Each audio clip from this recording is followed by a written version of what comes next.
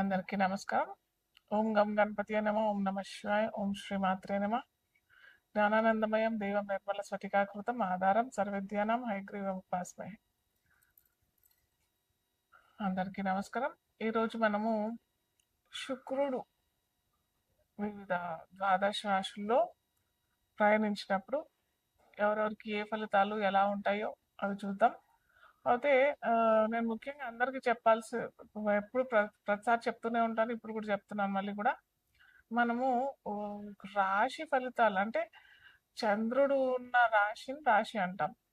So చాలా మందికి తమ ఒకవేళ తమ పుట్టిన తేదీ,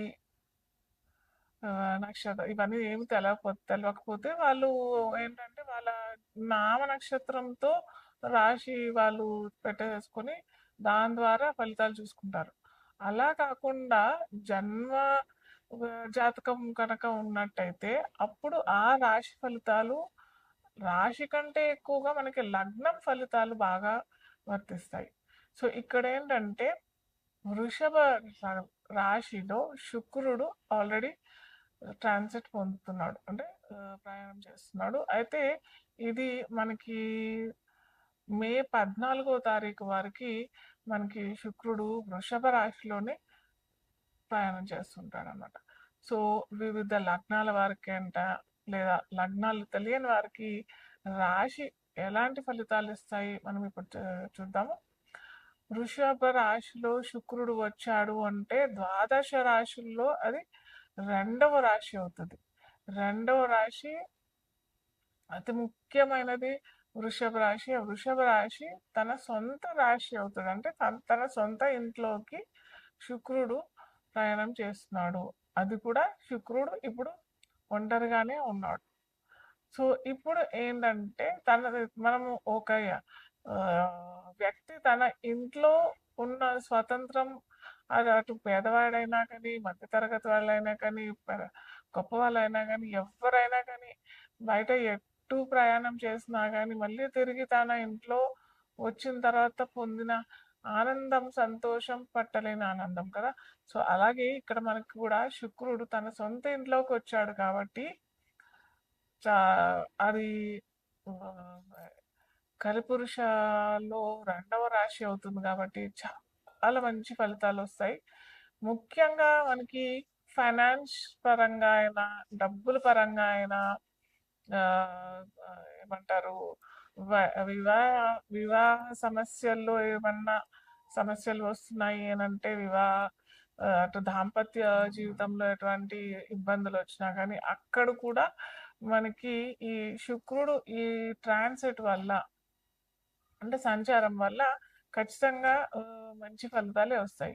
సో ముఖ్యంగా మనము ఇప్పుడు మేష రాశితో మనము ఒక్కొక్క రాశి వాళ్ళకి ఎలాంటి ఫలితాలు ఇస్తారు, లగ్నం అంటే లగ్నం తెలియని వారికి రాశి అని అనుకున్నట్టయితే ఎలాంటి ఫలితాలు ఇస్తాడు విత్ రెమెడీస్ మనం తెలుసుకుందాం. వృశ్చిక లగ్నం.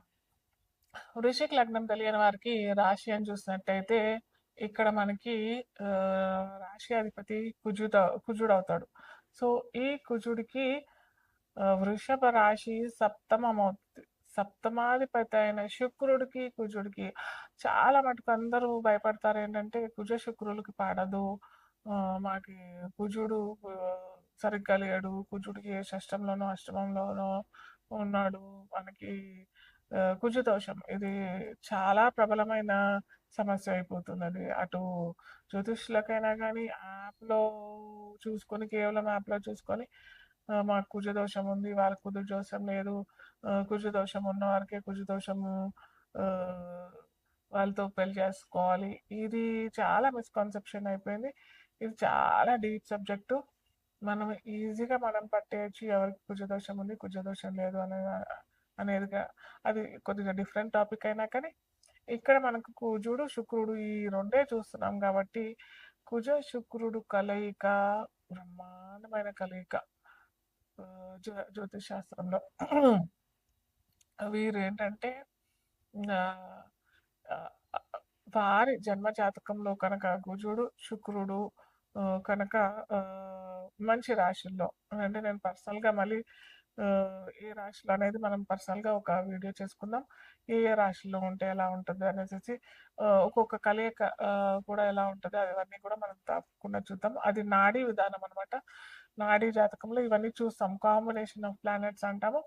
కలయిక ఏ గ్రహం ఏ గ్రహంతో కలిస్తే ఎలా ఉంటదనేసేసి అది సెపరేట్ కాన్సెప్ట్. సో, ఇక్కడ ప్రెజెంట్ అయితే మనము శుక్రుడు ట్రాన్సిట్ చూస్తున్నాం గనక సప్తమాధిపతి సప్తమంలో సంచరించేటప్పుడు వైవాహిక జీవితంలో మంచి బట్టల వ్యాపారము, జ్యువెలరీ వ్యాపారం చేసే వారికైనా గానీ, లేదా కళల రంగంలో ఉన్నవారికైనా గానీ మంచి అద్భుతమైన ఫలితాలిస్తాడు. నో మ్యాటర్ కుజుడు ఎక్కడున్నాడు అయినా కానీ ఏం కాదు. ఎందుకంటే ఇక్కడ మనకి మెయిన్ సప్తమంలో శుక్రుడు బలంగా ఉండి, సప్తమాధిపతి అయిన శుక్రుడు లగ్నాన్ని చూస్తుంటాడు కాబట్టి ఆహ్, ముఖ్యంగా కళారంగం వారికి దాంపత్య జీవితం, వైవాహిక జీవితం అనుభవించే వారికి, కొత్తగా పెళ్ళైన వారికి చాలా మంచి ఫలితాలే ఇస్తాడు. లేదా వివాహానికి ఆటుపోట్లు వస్తున్నాయనంటే మటుకు కూడా ఇక్కడ శుక్రుడు ఇక్కడ మన సప్తమంలో ఉన్నాడు కాబట్టి ఈ టైంలో మీరేమన్నా రెమెడీ చేసుకుంటే కూడా మంచి ఫలితాలే ఇస్తాడు. త్వరగా వివాహం అవ్వటానికి లేదా ఏమన్నా విభేదాలు వస్తున్నాయి ఇద్దరికి భార్యాభర్తల మధ్య కలత్ర దోషాలు ఏర్పడుతున్నాయనంటే కూడా ఈ టైంలో మీరు చేసుకున్నట్టయితే చక్కటి ఫలితాలు వస్తాయి. ఇంకొకటి ధనానికి ఇబ్బంది అవుతుంది మెయిన్‌గా అన్నట్టయితే మటుకు ఇప్పుడు జన్మ జాతకంలో శుక్రుడు ఎక్కడున్నాడు, గురువు ఎక్కడున్నాడు ఇవి ఖచ్చితంగా చూసుకోవాలి. అలాగే కుజుడు కూడా. ఒకవేళ కుజుడు, శుక్రుడు, గురువు కనుక ఇక్కడ అష్టమ అధిపతి అనంటే మనకి మిథునం అవుతది కాబట్టి అక్కడ ఏం ఇబ్బంది లేదు. కానీ నీచబడిపోతే కనుక అంటే శుక్రుడైనా కానీ, గురువైనా కానీ, కుజుడు నీచబడిపోతే అయినా కానీ, ఈ 3 గ్రహాలు ఒకవేళ నీచబడిపోయినా కానీ మనకి ఇప్పుడు చెప్పుకున్న ఫలితాలయితే రావు. సో, జన్మ జాతకంలో ఖచ్చితంగా అందరూ చూసుకోవాలి. కేవలం రాశుల ఫలితాల మీదనే ఆధారపడవద్దు. అయితే మాకెలా చూసుకోవాలి తెలియట్లేదు. ఎలా తెలుసుకోవాలి అని అనుకున్నట్టయితే మటుకు ఖచ్చితంగా టీమ్‌ని కన్సల్ట్ చేయండి. టీమ్ వారి నంబర్ ప్రొవైడ్ చేస్తారు. మేము ఈ జన్మ జాతకంలో ఈ చెప్పుకున్న గ్రహాలు కనుక సరియైన సిచ్యువేషన్‌లో లేదు, సరియైన ఇళ్లలో లేరు, గడుల్లో లేరు అనంటే కూడా మనం చిన్న రెమెడీస్ చేసుకొని వాటిని సరియైన మార్గంలో మనము పెట్టుకొని మన జీవితాన్ని చక్కగా సుగమంగా చేసుకునే అవకాశం మనకి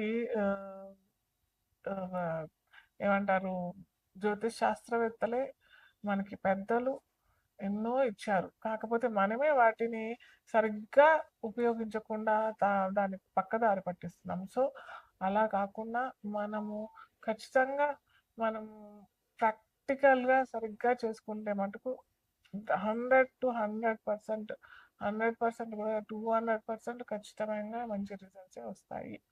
సో, ఇప్పుడు నా చేతిలో చూస్తున్నది ఇదేంటంటే 7 చక్ర క్రిస్టల్ బ్రేస్లెట్. సో, ఇది ఎవ్వరైనా ధరించొచ్చు. పర్టిక్యులర్‌గా ఈ రాశి వాళ్ళే అన్నట్టు అయితే ఏమీ లేదు. దీంట్లో మనకి ప్యూర్ క్రిస్టల్స్ ఉంటాయి. ఇక్కడ రెడ్ జాస్పర్ ఉంటది. ఇక్కడ గ్రీన్ అవెన్స్‌రిన్ అనేసి అంటే క్రిస్టల్స్ పేర్లనమాట ఇది. గ్రీన్ అవెన్స్‌రిన్ ఇక్కడ మనకి ఇది చూసినట్టయితే యెల్లో సఫారు, ఇది చూసినట్టయితే బ్లూ సఫారు, ఇదైతే పర్పుల్ అవెన్స్‌రిన్. సో, ఇలాగా ఇవన్నీ ఒక్కొక్క క్రిస్టల్ ఒక్కొక్క తత్వం చెందినదనమాట. అంటే మన బాడీలో సప్త చక్రాలుంటాయి గదా!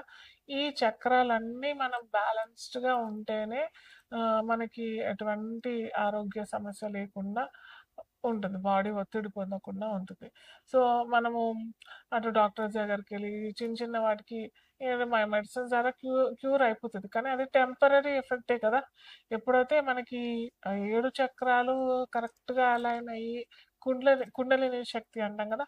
సో, ఆ కుండలిని శక్తి మనము ఇప్పుడున్న హడావుడిలో మాత్రం చేసుకోలేని వారు కూడా ఈ దీన్ని ధారణ చేసినట్టయితే, ఎప్పుడైతే మన ఈ చక్రాలు కరెక్ట్‌గా అలైన్ చేసినట్టయితే, మన బ్యాక్ ఎనకాల ఉంటాయి. బ్యాక్ బోన్ ఉంటాయి కదా! స్పైనల్ కార్డ్‌కి కరెక్ట్‌గా 7 చక్రాలుంటాయి.